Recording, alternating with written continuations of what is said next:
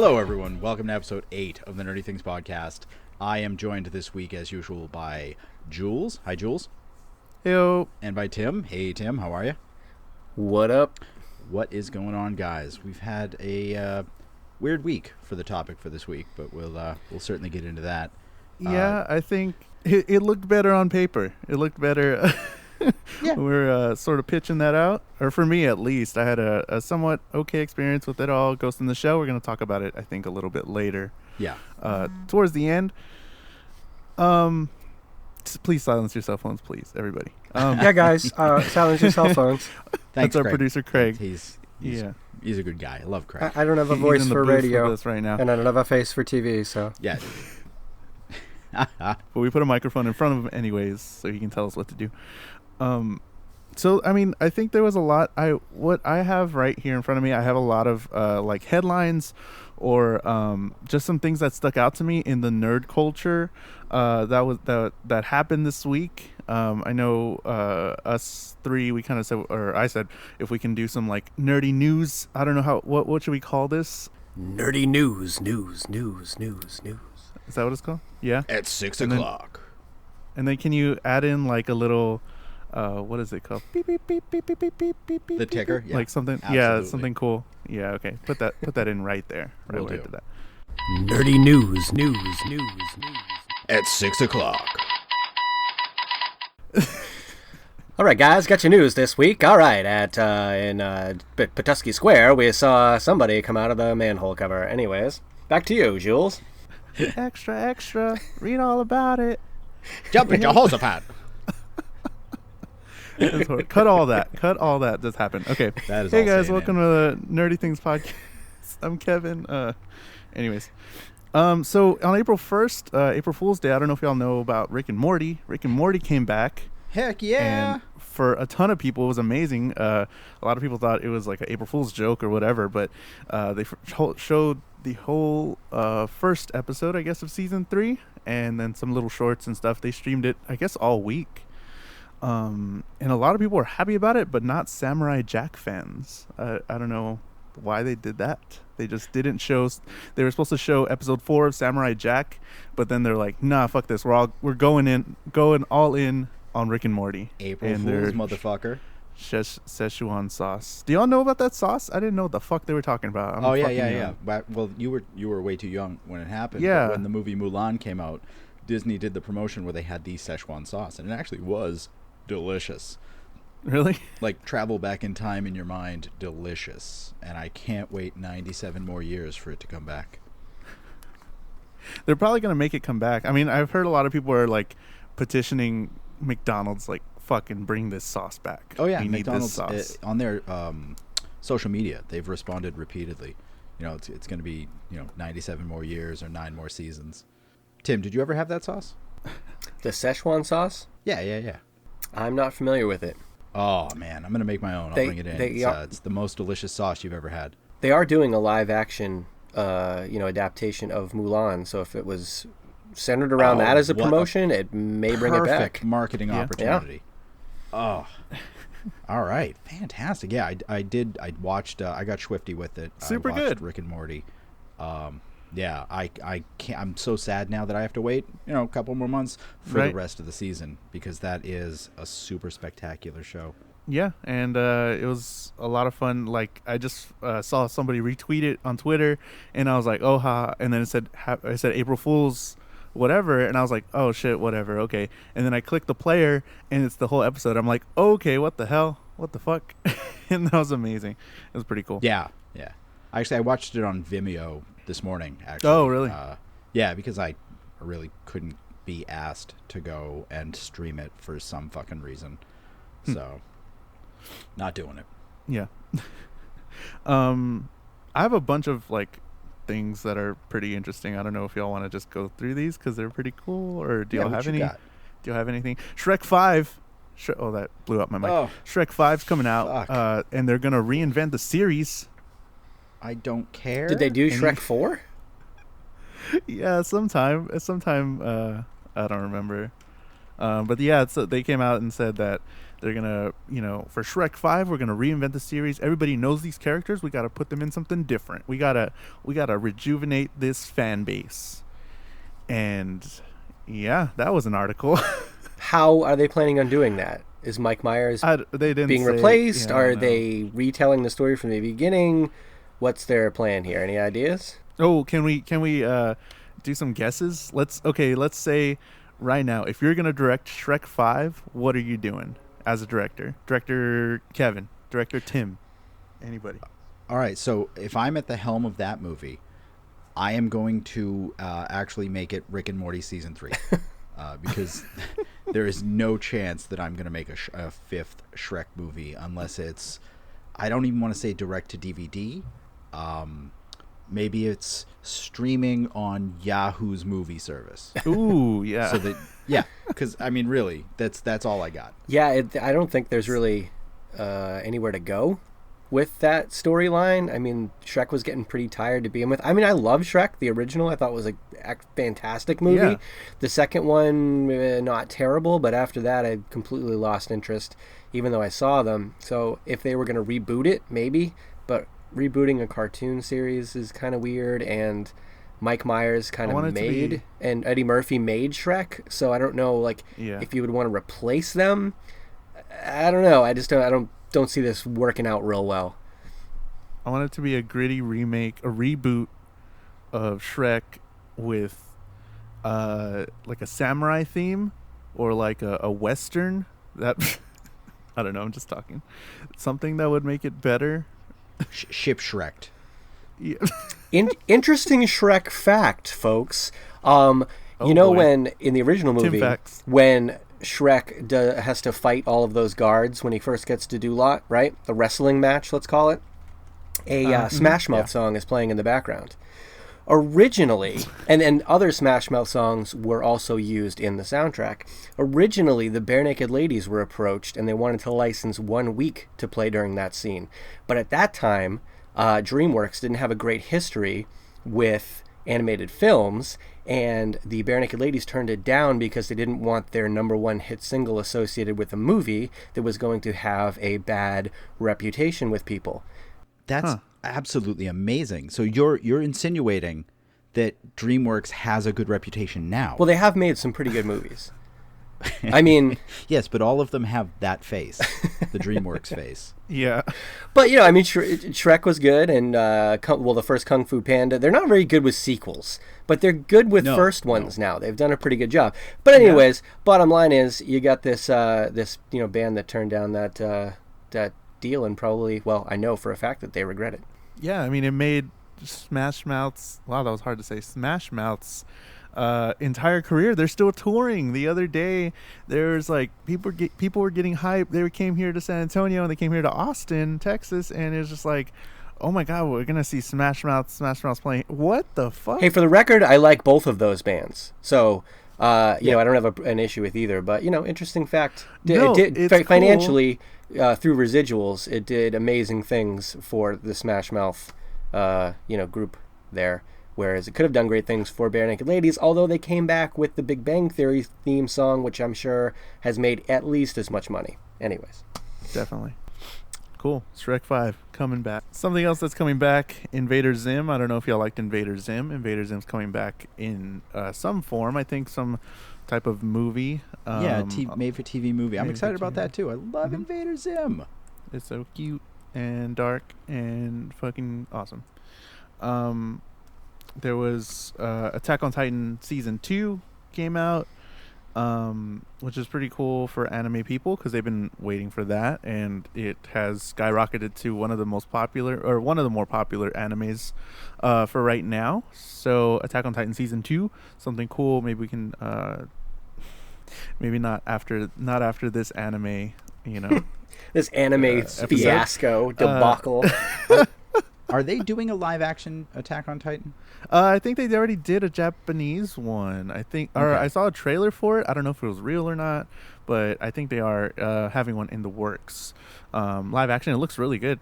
It looks pretty cool. All Asian characters. Does this have anything to do with Titan AE, that fantastic movie from the year 2000? What a mashup that would be. Oh boy. Attack on Titan AE. So what else do I have? I have The Walking Dead received the lowest ratings, for, I guess, I don't know what they said, for the season finale. Thank for goodness. Whatever.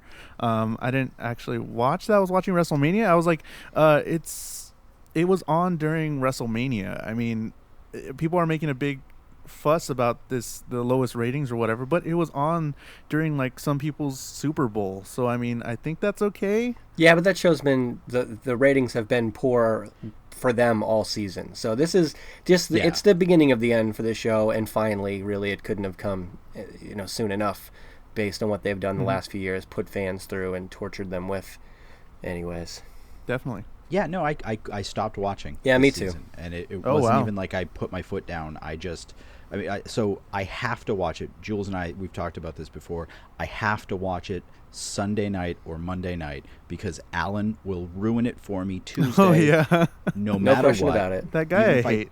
Even if I tell him I haven't watched it, please don't ruin it. He will just immediately be like, "Okay, I won't spoil it, but this thing happened." Oh my God, it was amazing when they did this thing and they killed this person, and it's like, Alan, seriously, I will murder you. He stopped watching it too, like at the same time that I did, and it was 2, maybe 3 episodes ago. I just couldn't care enough to watch it. It became way too much of just like walking around this world for some reason. The zombies are definitely not a threat anymore.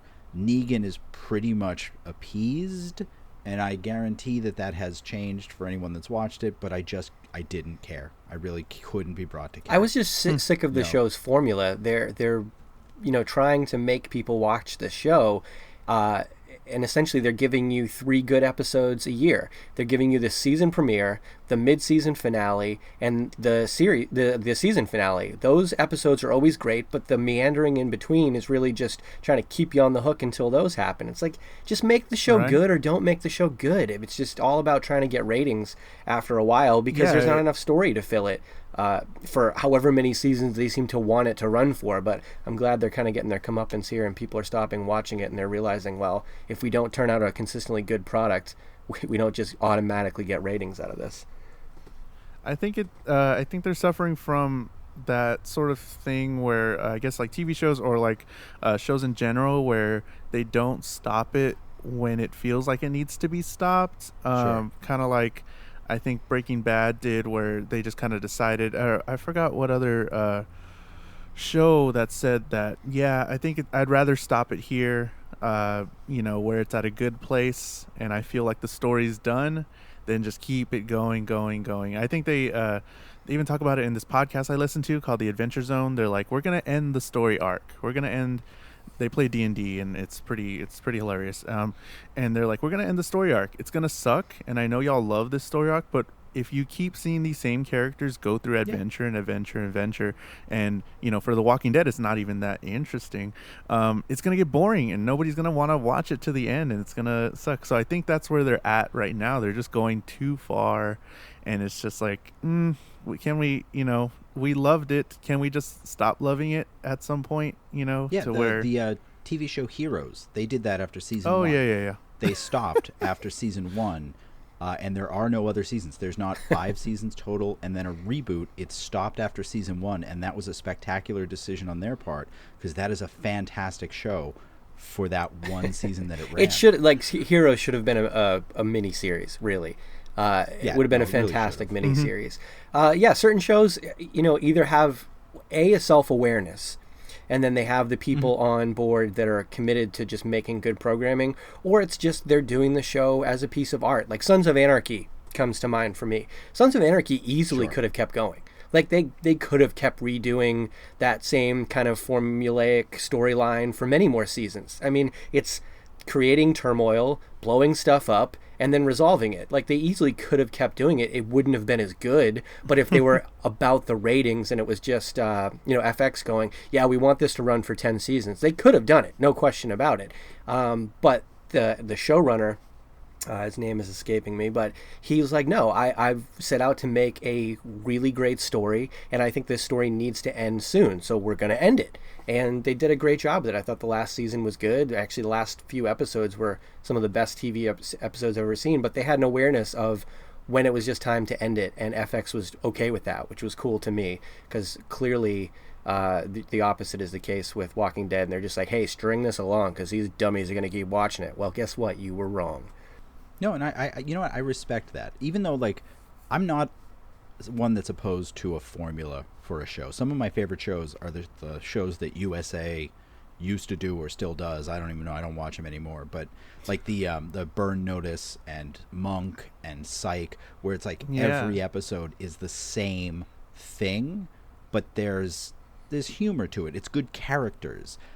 I love that. And if The Walking Dead had something like that, where they had some form of gimmick or some, like, something that they could do to make it more interesting. Like, I don't want an entire episode of Rick and Michonne avoiding responsibilities while standing in an abandoned carnival surrounded by zombies that don't threaten them.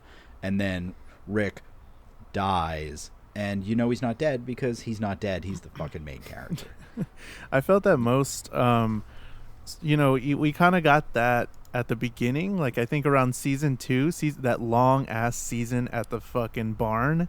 I think that was season 2. I'm pretty sure it was just we kind of knew that that's kind of what they were gonna do. There was a bunch of like filler episodes that were just like shots of them, in the field, or like just long shots of the barn and stuff like that. So I think we had an idea that they were like this. We just didn't know how far they were going to take it. They were going to keep going with the thing with that season, and this goes back to Kevin's point, like being formulaic is not in and of itself a bad thing, as long as you have the content to fill your formula.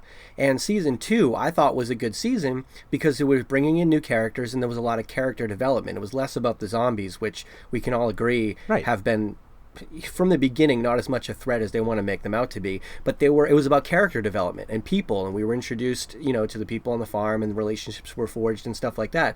So the problem is they're running out of characters to introduce, or characters to, to reveal more about them, because we know enough about them, and they're just stringing it along. So there's not content to fill an episode of Rick and Michonne, Because most people are watching for the characters, and then they're to create that tension, they're killing off characters and bringing in new people that I don't give a shit about. Yeah. Mm-hmm. But you're right, Tim. In season 2, we had Glenn and Maggie go and get medicine for whoever, and that's sort of the start of their relationship. And then we had, Glenn had to go down into the well and get pulled out by the giant well zombie, and like it was sort of that formula. It was a monster a week episode in this zombie apocalypse, and you had Otis, and what's his face there, the Punisher, and the Punisher murked Otis at the school. Like, I mean, really, there were a lot of cooler episodes in season 2 than we've had in recent seasons. Yeah, they're just stringing us along, and it's really what bothers me about it. They're just trying, again, the show, showrunners or the station is just saying, we want to run this for as many seasons as we can. So, we know you have limited content, so just string it along, guys. Give them a couple of good episodes so they keep coming back, and these dummies will go for it. Well, guess what? People are smarter than you think they are. Not by much, but by a little. I'm not. All right, maybe. So, that was a whole thing that went on this past Sunday, and I think the last one I have right here is that Activision Blizzard Studios. I don't know if you heard of that or that branch of Activision. I guess I think it was yesterday. They announced that they're going to be working on a Call of Duty cinematic universe to rival Marvel, and they specifically keep saying, "Yeah, we want it like the Marvel Cinematic Universe. We're going to make all these movies about Call of Duty, and they're going to be so-and-so or whatever." And before you, I don't know if you heard that or anything, but the people that are heading this, Activision Blizzard, have worked on some Marvel movies before, and they have worked on some Quentin Tarantino movies. So they kind of know how to world build and maybe universe build, but do you think we need a Call of Duty cinematic universe? So, as a World of Warcraft fan, the cinematics in World of Warcraft are spectacular. Yeah. They look beautiful. The story is encompassing and really grabs you. And I think that if they want to do a Call of Duty cinematic universe, that is not something this world needs. And I think that for them to come out and start by saying that they want it to be the Marvel thing. Oh, they name drop Marvel tons of times in their interview. I think that's silly. I think that's exactly the same mistake that DC and Sony and Fox keep making. I really think that the only reason Marvel is because they started small and saw what they could do and then grew from there, rather than having these aspirations that they would, or making these plans in stone that they would have 30 movies out by 2022. Yeah, they said they were hopefully looking to even get out a movie in 2018 that close. And yeah. It's kind of interesting that they're coming out saying that right now at the beginning of 2017, and they have a ton of stories coming, that are coming in, and they're really looking to do this whole thing, and I don't know. I just want to say, I think that's the equivalent of me saying that I want to make a movie based on NBA 2K14. It's I mean, the Call of Duty games... Is it about Flat Earth? Are... Well, right? No, but the Call of Duty games are about warfare, and they're a spin-off of Modern Warfare, which is a World War 1 and 2 game. And then you have a spin-off of Call of Duty that's Black Ops. And you know what? It's even the games are confusing, and they're going to do the same thing to them. Let's be honest. I mean, could they make a good movie out of this? Could they make a couple of good movies out of this? Sure. I mean, you can make a good movie out of anything. And this is kind of the point. Marvel hit lightning in a bottle. Everybody wants to copy it now like it's some sort of formula that you recapture, but they caught lightning in a bottle. When they first decided they wanted to try and do some cinematic universe, they started it with what? The Hulk? And that movie was terrible, right? Nobody saw coming what ended up happening when they made the Hulk. What happened was they got lucky that what's his name? Robert Downey Jr. was down on his luck. Was amazing. And they got Jon Favreau to direct Iron Man, and Iron Man was an incredible movie because you had a fantastic Oscar caliber actor in the perfect role, pretty much, with an Oscar caliber director that made a great movie that happened to be about Iron Man. And because it became so popular, they could get audiences in to see the next one, but they got some of the same people involved, the same talented people to make good movies that happen to be about these specific comic book characters. And they got Joss Whedon on board, and they got all these different people that just made good movies. So yeah, could the Call of Duty people come up with a way to make a good movie? Probably, but because they're setting out to try and reproduce something that's already been done, they're not going to achieve that. It was such a crazy string of circumstances that got Marvel to where they are, and because it happened the way that it did, they've been able to attract talent to direct and write and produce and act in these movies that they never would have gotten otherwise, and it's worked for them. But nobody's going to be able to reproduce this. It's not going to happen again, and this is not going to go on forever for Marvel. It can't. I mean, it has to have an end point, but they got lightning in a bottle, and it's not something you can just capture and reproduce. And I get that it's the dream, and I know that all of these other companies are going to try to do that no matter what, and they should, because they need to make money, and the shareholders, and blah, blah, blah, and they have properties.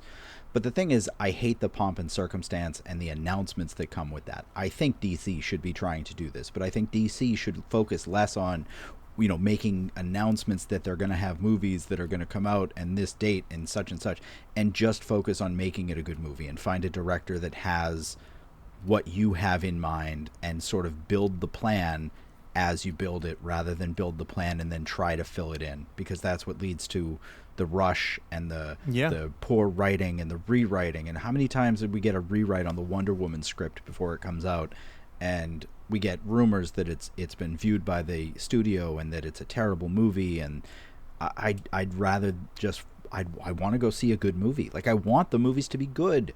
DC has amazing superheroes, and they're my favorite, and I want to watch them, and I want them to be good, and they just haven't been up to now. I think it's really interesting that they're calling their shot, sort of, and kind of giving them giving everybody else the opportunity to say whenever they don't hit those marks, like to just shit on them immensely, because that's what people are gonna do. They're gonna be writing blogs about it and stuff. How they're like, right at the beginning, 2017, they called out that they were gonna be like Marvel. Here's how. The 10 ways that they are not like Marvel and stuff like that, and everybody's gonna keep comparing to this Call of Duty cinematic universe, as they're calling it, to this Marvel amazingness, and they're just, I don't know if they're ever gonna meet that or exceed that, because they're already calling their shot and getting everybody prepared to hate on them. I mean, I think I can see it going either way, because the World of Warcraft movie took like 12 years to come out from its inception, and it wasn't spectacular because it was trying to walk that line between a movie for the fans of World of Warcraft and a movie for people that have no experience with World of Warcraft. And I feel like they just missed the mark with that. Foreshadowing our talk about Ghost in the Shell. Okay. Right. And the other side of that coin, though, is that Blizzard, as a general rule, with their expansions and things like that, they will come out when they are ready. So they are, little asterisks, soon is the release date on everything that they have. So if they hold on to a property like this that isn't sort of audience specific in a way that World of Warcraft is, or time specific, then they might be able to put out something people will like. I'm just afraid it's going to be a super, super generic type of fighting movie that has a hero that we've never heard of, and they shoehorn maybe Scarlett Johansson to put butts in seats.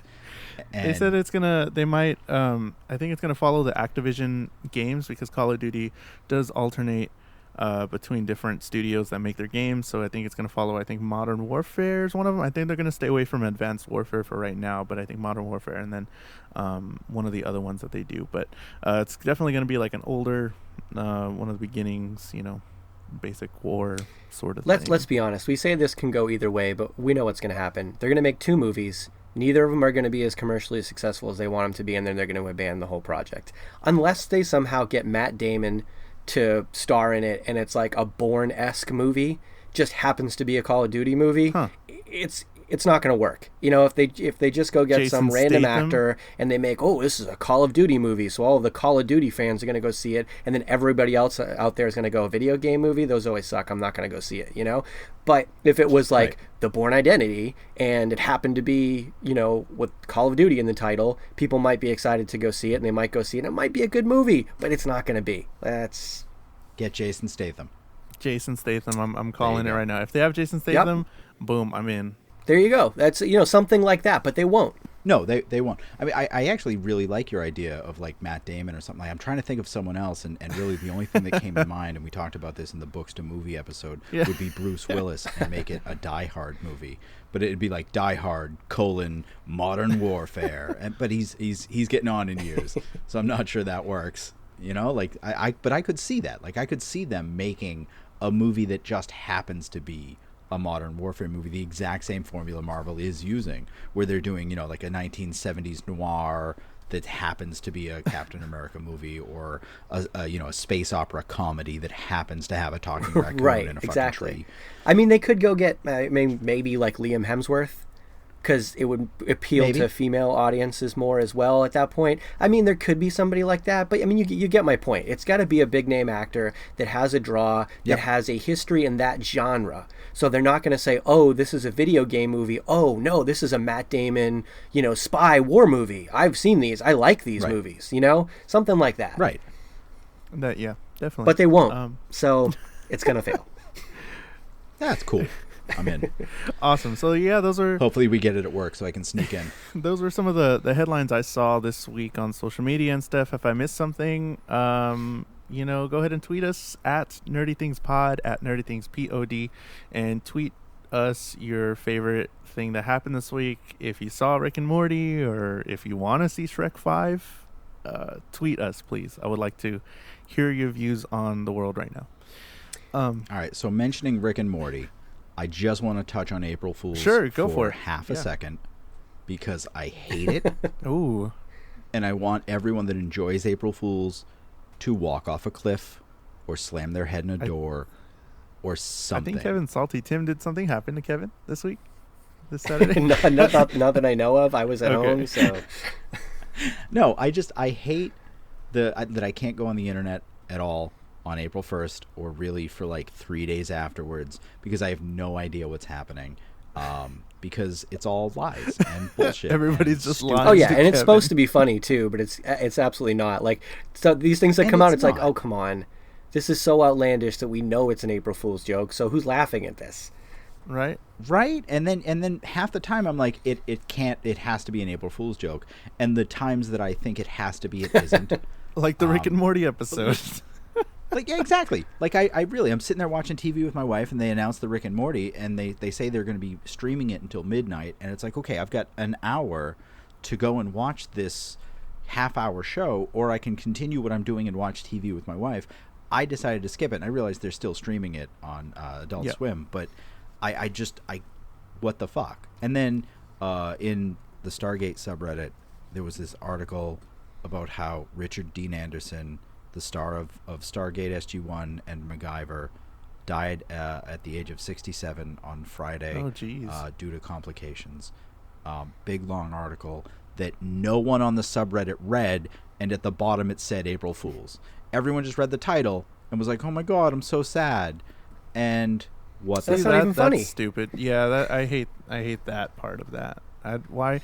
fake deaths on the internet are the worst, and you see it about celebrities all the time, and that's just the worst brand of humor I can imagine. Yep. And then when they actually die, I'm going to have no idea that they're dead. Because there was already an article written about it in 2012 or something that people are still retweeting. No, and that's exactly it. And then that's the other thing I hate about the internet is there's no dates. On any of this stuff, and so if you find an article, it's like, when was this published? And you got to play like super sleuth and go through the internet Wayback Machine to figure it out. That's literally the first thing I look for whenever I open an article, is to make sure it's still relevant within probably the current year or the current month even, or the week, because people are fucking stupid and they're just like, oh my god, have y'all seen this? Fucking dated 2014. Okay, cool grandma, like chill. Like, yeah, here's the article that disproved that was published in 2015. Yeah. Right. And here's 6 other things that tell you you're stupid. Congratulations. Don't talk to my grandmother that way. Jules' grandma, you're dumb. Well, Jules, I think it's really weird that she's texting me all this articles about random stuff. Texting articles. I will talk to her however I feel. All right. Thanks. Grandma, if you're listening to this, I'm sorry. Kevin's mean. I know. So just to kind of... I should have done that at the beginning. Kind of close out Voltron versus Power Rangers. We tweeted a poll that's still going on. I don't know if it's going to be going on when this comes out. Probably not. But right now, it's 50-50. We tweeted which is better, Power Rangers Voltron, and it is 50-50. I think it's 50-50 because you and Alex voted and Kevin and I voted, and that was it. Well, pretty much. You don't know. You don't know that. Come on, people. Lies. Get on the Twitters. All right? Grandma says to get on the Twitters, and let's see what your vote is. It's going to be a quote. Fantastic. Grandma will text you to make you vote. I'm going to quote you on Twitter. Get on the Twitters and on the Facebook, and let's see what you have to say. Tim from the Nerdy Things podcast. So do we want to get it? I mean, that's all I had for for last week. I got one thing just because we were talking about the Marvel universe. There was another trailer for Guardians of the Galaxy, and I know we've talked a lot about trailers and how they can be done well and how they can be done poorly. And there's been so many trailers for Guardians of the Galaxy, and they keep revealing so much stuff from the plot, but I don't even care because every time I see a new trailer, it looks better, and I believe it. I mean, Chris Pratt was hyping up this movie when they cut filming so much. He was like, I just can't wait for the world to see what we created. This is going to be one of the best movies in the modern sci-fi fantasy genre. And I know he has a penchant for hyperbole, but I think he's going to be right. This movie looks amazing, and I can't frickin' wait for it. Right, I don't have to watch the trailers for Guardians. I'm already on board, but I love this about their trailers. They don't reveal the entire plot. You get some hints of it, but I have no idea how any of the elements of this are going to connect, and it's going to be a spectacular story. But on the other side of that, we also got the new Spider-Man trailer this week, and I can tell you beat for beat everything in that movie. And Mr. Sunday Movie on YouTube has a great breakdown of that movie and sort of lays out the entire plot from start to finish. You know how it starts. You know how it ends. You know literally everything in the middle. There's no secret there. I'm still going to watch it. Spider-Man's amazing. He's my favorite. Nope. Heartbeats for him. But I just would rather have the Guardian-style action scene and then no explanation of it. Yeah, I love that in the Guardians trailers, they've already revealed who what's his name? Is it Sky-Lord? Star-Lord. I'm like, why am I having brain farts Sky-Lord. today? Star-Lord's father is. Like, they revealed it. Like, not that it was going to be a real kept secret anyways, because the internet lets everything out. But they own that. They're like, okay, this is who his dad is, but we don't know how he found out. We don't know how they get there. We just want to show you who it is, and you're going to be psyched about it. And we're going to make you laugh during the trailer, and you just get so much more pumped to see the movie. I'm stoked for it. I can't wait. And unless you really follow the comics and you've really been following the news behind this, you don't necessarily know who he is playing. You know who the actor is, but you don't know you don't really know his whole thing. Right. No spoilers. Right. Yeah. But yeah, I mean, you could definitely look it up on the internet if you wanted to, but I mean, it's going to be freaking amazing. And I mean, I'm excited for that one. And we're going to do a Guardians of the Galaxy blowout podcast when that movie comes out. Blowout. We might do live from the theater. Like, from the theater. Know. Yep. We might do like sub episodes during the week and interview fans. I don't know, but we're going to go all out on this one. Yeah. We're going to we're going to have a live event at the theater, do Facebook Live of the movie. Calling it now, this is going to be a seminal episode for the Nerdy Things podcast, because this is going to be epic. Nice. Seminal. Never mind. I'm in. All right. All right, should we talk about that crappy movie that Jules made us watch this week? Holy crap. Okay, yes. First off. 2 crappy movies that Jules made us watch this week? There's a lot there. But I just wanted, that was the whole thing. That was the whole one of my reasons of wanting to do this with Kevin at the beginning. I wanted to get into stuff that I didn't normally get into and see what all the hype is about. And Ghost in the Shell was definitely something that I had seen on my radar, and people were crazy about it. And I kind of want to get into why you think people really like this whole thing. But I wanted to see what all the hype was about. And I mean, have y'all seen any Ghost of the Shell stuff before, other than like the figure of Major or like just the cover or whatever? Have y'all seen any of it before, prior to this week? No, this was my unfortunate introduction this week. I had a friend in high school and slightly before that was really big into all anime things like this. Neckbeard, trench coat, Milady. Milady. And I'm aware of it. I believe I've seen Ghost in the Shell, the movie. It was probably when we were at a LAN party or, spending the night over someone's house and it was playing in the background or whatever. The 90s movie? The 1995 Ghost in the Shell original dub. It wasn't my cup of tea then.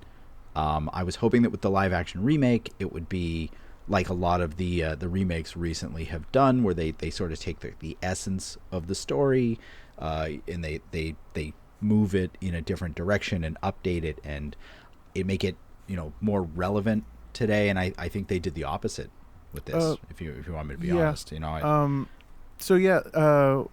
Twitter, at AI_Chiara. I'm sorry if I get your name wrong, but she tweeted us an article that she wrote about Ghost in the Shell. We retweeted it and all that stuff. I'm sorry, we're all Twitter, whatever, but we have other stuff too, Nerdy Things Pod. But she sent us an article that she wrote about her take on the new Ghost in the Shell, and about how there's no actual really AI focus on this newer movie, but there was more of a focus on that in the actual anime, all that stuff. So go ahead and read her article. It's pretty interesting and pretty cool take on that, because I didn't really think about that, the actual AI and all that stuff. But anyways, I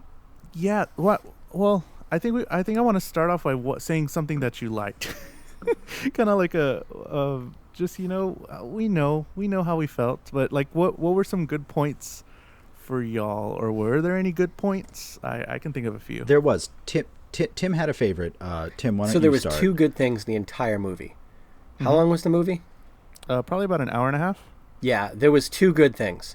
One was the main car that they drove was clearly like a year 2139 DeLorean. Yeah, I don't know if you saw that resemblance, but it was definitely from the Back to the Future car, but like the year 2039 model. It's pretty cool. The only other thing was there was a fight scene down a dark hallway where the attackers... Are we going to do spoilers and all that? Spoiler alert for the movie? Who cares? If you want to see this movie, I'm going to spoil it for you. Hopefully I'll discourage you from seeing it, and I'll save you your hour and a half of your life. But yeah, so there's one scene where ScarJo is going down this dark hallway, and the attackers have glow sticks and fight her with glow sticks, and it was the only interesting fight scene / chase scene / any scene in the movie from a visual and choreographed standpoint. So that was cool. The DeLorean was cool. Everything else, well, we'll go from there. Cool. So I think sort of my things that I really enjoyed were the visuals of the city. I mean, they kind of stuck to two kind of main selling points were Scarlett Johansson's, sexuality, body, whatever. They stuck kind of to that, and they kind of stuck to views of this futuristic city, and I really enjoyed the beauty and the ideas, and I really wish there was just more to it than just a backdrop. I mean... The futuristic city looked like what we imagined a futuristic city to be in the 90s. The visuals to me were so outdated. Like, this is pre-Matrix stuff, in my opinion. Like, I always separate kind of futuristic sci-fi as pre-Matrix and post-Matrix. Oh, okay. This has a very pre-Matrix vibe to it. Definitely 90s, like what we thought it might have looked like in 30 years then. Maybe, but not maybe now. Like no. That's why I didn't feel like it was... realistic. That's why I just like this whole little sub kind of, you're kind of stuck. It was felt almost nostalgic. That's why I think, because it was just like a whole like, oh, that's cool. Like, but the audience has to get that cool. They don't know that this is a movie from the 90s. They think this is a movie now. So in order to... Right. That's what I was hoping. I was hoping they'd update it. I was hoping because the holographic billboards worked. That's something we don't have. But everybody was driving their own car. We're going to have self-driving cars. I think that's where the world is going, and that's a very easy thing to put into a movie like this to show the future.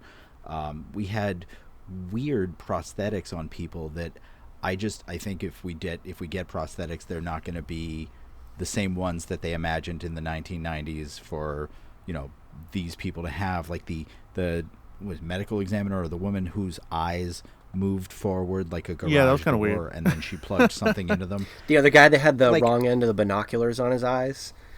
Bato? Yes, exactly. I like Bato, but okay. So the city felt kind of almost nostalgic for me because it was like, oh, that's kind of like you're saying, like an older version of the future, and that's kind of cool. And yes, they could have updated that a lot, but something else was cool. They did almost entirely lift not the first act of the movie, but they lifted a lot of scenes from the 95 movie and just completely just placed it into this new live action movie, and it was pretty cool to see those scenes acted out, and it was, I don't know, it was pretty cool to be like, oh hey, they're doing that thing. If you had seen the anime ahead of time and you were a fan of it, sure, pretty cool. Right. Oh, look, this is what was drawn in the 90s, and now I get to see it realized. That's really cool. But how many people out there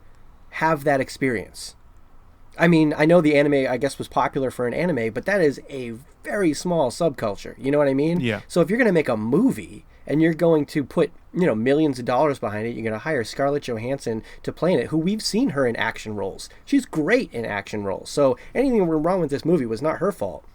But they took this tiny subculture of people that wanted to see a movie, and it's like they made it for them. And anybody else who wanted to try and enjoy this would not get what they were trying to do. I mean, to be fair, with Ghost in the Shell, what I found out is that they did that a lot. They remade the continuity so many times, and there's so many different, not only I mean, there's some key storylines to Ghost in the Shell, but there are different continuities, because they keep remaking the same stories, and that's what it felt like, just another remake of that. And I don't think that's okay that they keep remaking this Ghost in the Shell thing. I don't know why they keep doing it, but but that's my point. Like, if you're going to make this into a multi-million-dollar movie, who's your audience?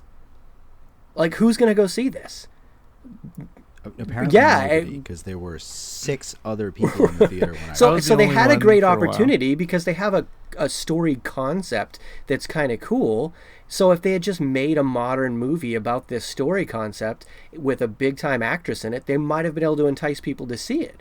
But what they did was made a movie for a bunch of people who apparently really didn't care all about it that much about it in the first place, because they didn't get the word of mouth out there. So if they're the only people going to see it, what's your return going to be on this? Because it's been 22 years since the original came out. It's been another 12 years since the TV show Standalone Complex was on.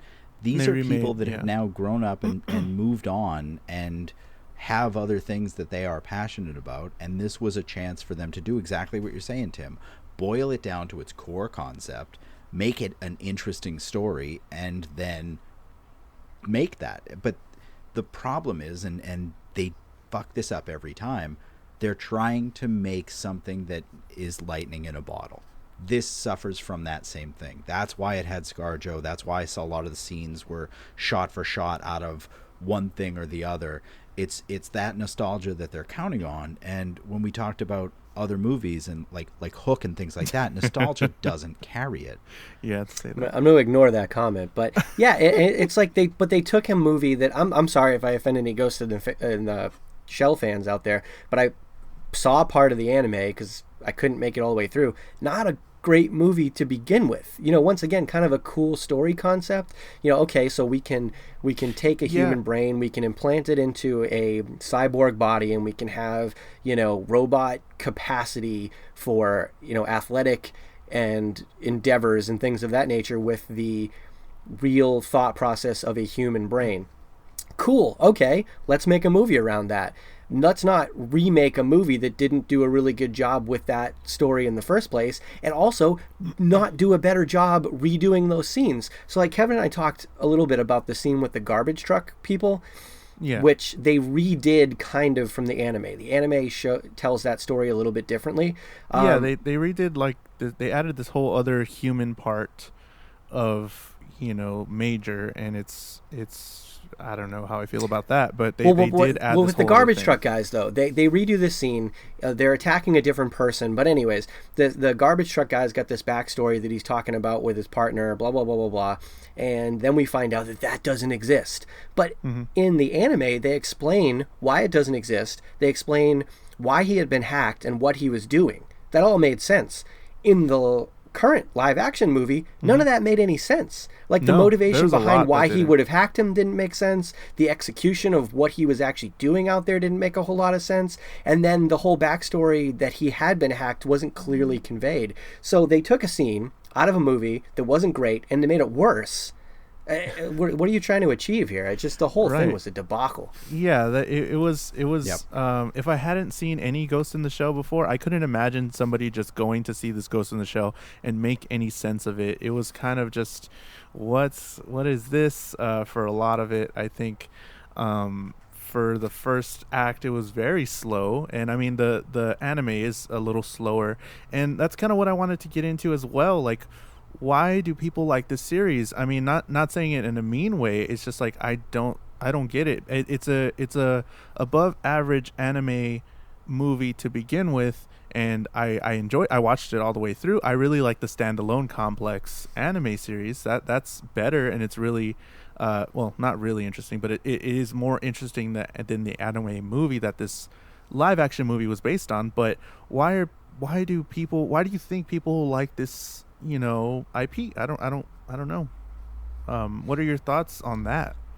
Can we get the Ghost in the... Because I'm genuinely curious. Because I don't quite get anime to begin with. I understand that there is a subset of people who have a fascination with... I don't want to call it Japanese culture, because the way anime portrays Japanese culture is not accurate, but they really have this...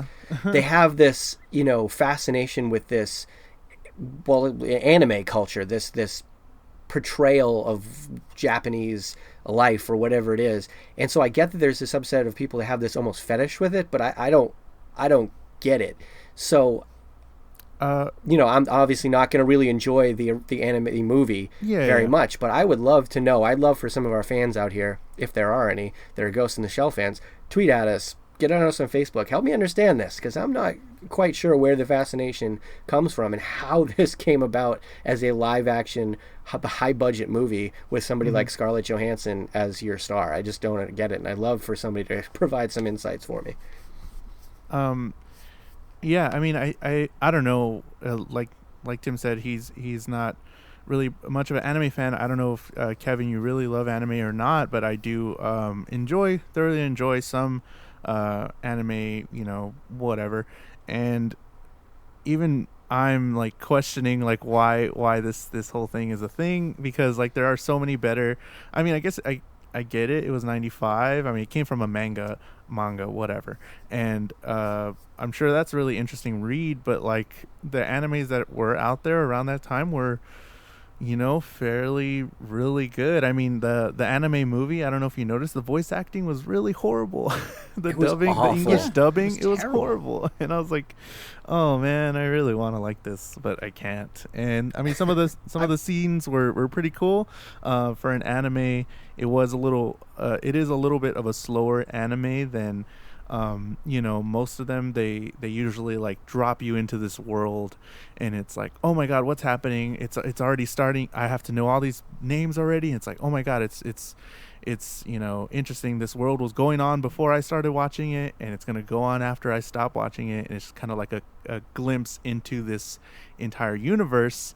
And I felt that with Ghost in the Shell, but it was a little slower, and the movie was super slow, and there was unnecessary scenes from the live action movie. And I mean, if done well, having that world already be there and having it persist is a great way to sort of have other avenues to explore in your story and go from there. But I think that for a story to be interesting to me, we have to have a basis something to build off of, and or we need more of a serial format. Like I really like Dragon Ball Z, or really all of the Dragon Ball series, but that it's the formula we were talking about. There's an enemy, we train, we get our asses kicked by that enemy, we train more, we defeat the enemy, and then he becomes our friend because there's another enemy to fight. And that's pretty much the formula of Dragon Ball and frankly a lot of the Japanese animation cartoons that are in a serial format. I didn't like this one. I really didn't. A lot of the movies like this, and I'm going to tell you, I really don't understand the appeal of like Akira and some of those. My wife and I are going to watch Princess Mononoke soon. Okay. I hope that one's better. Definitely. I just like I don't go out of my way to watch these, but at the same time, the reason I don't is because I just don't find them enthralling in a lot of ways. Some of it is that it is a different culture, and so you have to make allowances for that, and I love that in a lot of places. But I feel like the stories don't translate, and then they translate them poorly, and so it doesn't translate even more. I'd rather have it be in its original format, subtitled, with the words or as close as you can get to the words they're using, rather than have the voice actors take it and dub it like it's a Power Rangers. I couldn't find or a Voltron and go from there. I couldn't find one that wasn't dubbed, so I was like, oh shit, because that's how I usually like to watch it, because that does happen where they try and adapt it to American culture or English culture, and it's just like, no, it doesn't really fit with what you're doing, and you're kind of whatever, culturally you can tell that they're culturally all different, and it's like, no. Right. I mean, one of my favorite series of books right now is a series called Night Watch, by Sergei Lukyanenko, and I'm sure I'm butchering his last name. Russian author. Lukyanenko. Oh, fantastic! Thank you, Tim. I knew I could count on you. Did Craig tell you that? Yeah, I tried to give him the pronunciation. I think he didn't quite get it right, though. It's looking at Craig, our producer, everybody. Thank you. But a fantastic series, and there's a couple of like stilted phrases in it because they tried to do as direct a translation as you can, and a lot of themes in it that just like they're not usual American themes. And I love those books. I think they're fantastic, and I think that that's not, I'm not saying that that's a view into that culture, but it is. It's turns of phrases and sort of thought processes that are different than what I have, and I like that. I just don't like that in these movies because I think it falls flat. Yeah, well, I'd say let's not beat a dead horse too much here because it is a dead horse. None of us really cared for Ghost in the Shell. No. Wouldn't encourage you to see it, but we definitely invite some of our fans to either explain that series to us, give us some insight what we might be missing, or maybe same thing with just with anime in general. What is it that appeals to you about the anime genre, and what is it that you see in it that we don't? It would be interesting to hear that. So send us some good. Yeah, get at us on the Facebook and on the Twitter and on the Instagrams and the Face Chat, and we'd like to hear what you have to say. Yeah, at Nerdy Things Pod on Facebook, Instagram, and Twitter. nerdythingspod@gmail.com is where you can email us if you still email. But yeah, I mean, I want to get. Hopefully, you can always text Jules' grandma. She can text it to us. That's fine too. Yeah, we have a group chat going.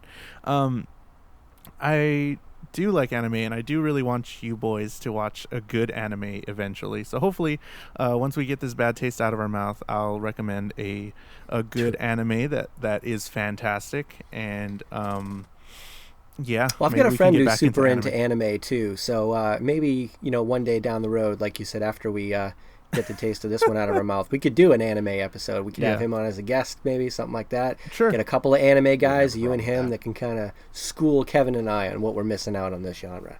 Fantastic. Yeah. I mean, I think that's what it's about, right? Y'all got me out in the theaters. If it, for Ghost in the Shell with me and what was it? I think 4 other people, maybe.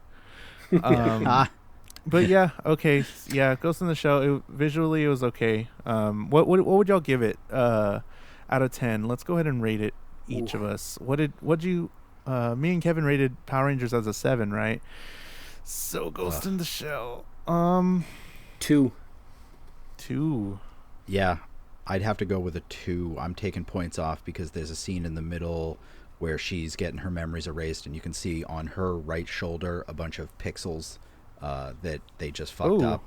And then in one of the scenes in the hallway, when they converted it to 3D, the cables on the ground just got masked. Oh, yeah, watched it in 3D? The whole thing looks like snakes moving. Yeah. The IMAX theater we have is it's the 8th best IMAX theater in North America. Wow. It's got the 4K laser projector, 12-point IMAX surround sound. It's actually the best IMAX in North America, but one of 8 theaters in the world that have the premier IMAX package. Just to correct Kevin there a little bit. Well, now Tim is biased because he says it's the best because he it's literally has the best package that IMAX offers. It's the 4K dual laser projector with overhead surround sound. It's their premier package that's been installed. There's only 8 theaters in the world that have it. Truth. Damn. Truth. Yeah, I'll say a 3, I guess, because I like Scarlett Johansson, and Bato is a cool character. And see, I took points off because I like Scarlett Johansson. No, it was horrible acting. It was horrible acting, and I don't even know if it was the acting. It's just they didn't give her anything cool to do. No, you've got somebody like Scarlett Johansson. It's a pretty good actress who's physically talented, and I'm not talking about her body. I'm talking about the type of moves that she does when she's Black Widow. She has a athleticism about her, so you have the ability to use this, and they don't at all. Yeah, that's what I'm saying. I think she was acting in this sort of. She didn't really know. I don't know, or they wanted her to do something that was not that interesting, to act like a robot but like a human, and the whole storyline was trying to get it more human take on it and get people on her side and things like that. But the way, I don't know, I just didn't really like what she was doing. Probably like you said, not by her choice, by the choice of the people that are, directing her and paying her. But yeah, it was a cool, I like her in general, but that's pretty much it. And yeah, I guess 3. So I don't think you should go see it. during the first act, I was just like, oh God, what have I done? Yeah.